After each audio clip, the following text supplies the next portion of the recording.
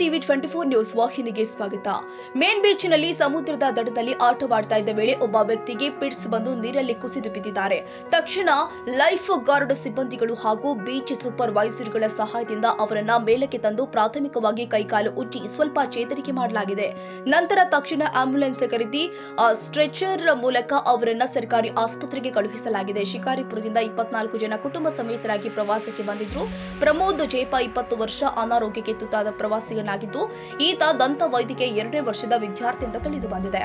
Cameraman Latesh Chatla ಜೊತೆ Sarfaraz Sheikh, TV 24 Kannada, Dandeli.